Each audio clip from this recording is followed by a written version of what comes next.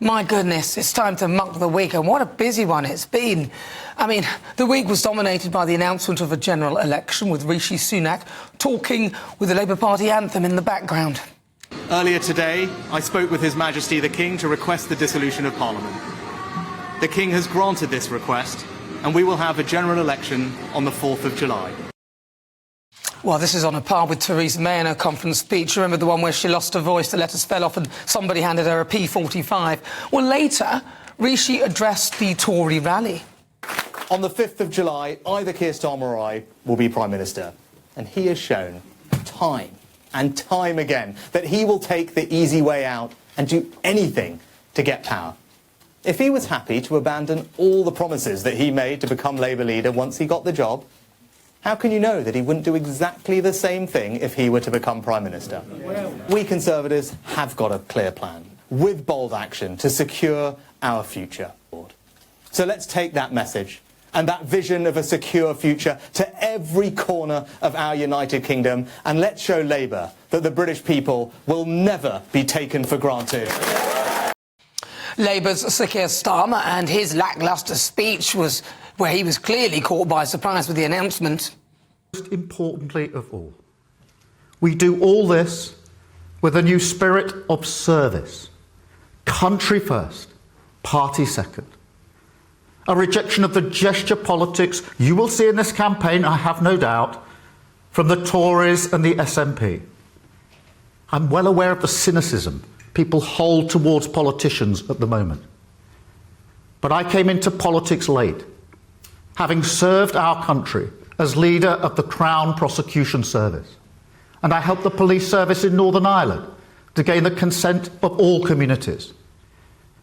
Service of our country is the reason, and the only reason, why I am standing here now asking for your vote. Well, he looked at me like he couldn't believe his luck. I got a sense of, I can't believe I might actually be in power. I've seen more excited when his football team are playing Arsenal, isn't it? Ed Davey and his Liberal Democrat crew of neither here nor there. Everyone's grinning like Cheshire cats. Favourite word, change. For far too long, people across the United Kingdom have been let down and taken for granted by this Conservative government and this out-of-touch Conservative Party. But with this election, we have the chance to win the change our country so desperately needs. They're all talking about change.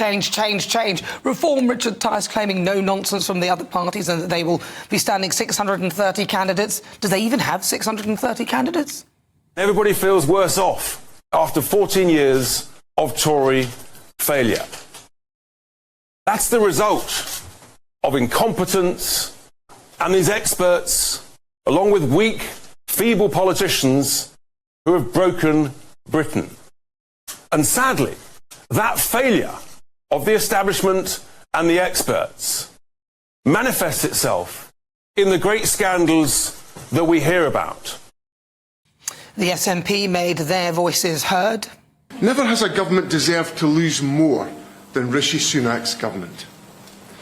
You want higher living standards and a fairer country where everyone can lead secure, happy, healthy lives.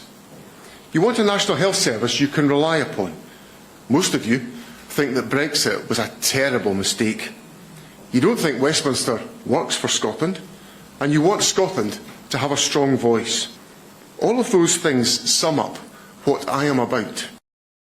And the DUP? There's a good opportunity here, but there's a choice for the people of Northern Ireland. Do they want to elect people who don't bother to turn up for them in our national parliament, or they do want to vote for people who are prepared to go to Westminster and put forward the best case for Northern Ireland as part of this United Kingdom? That's the history that we have, and that's the message that we will bring. So that's pretty much it. The best of, well, I don't know, any of them take your fancy? Here we go again. You're joking. Not another one? It's been a mucky old week.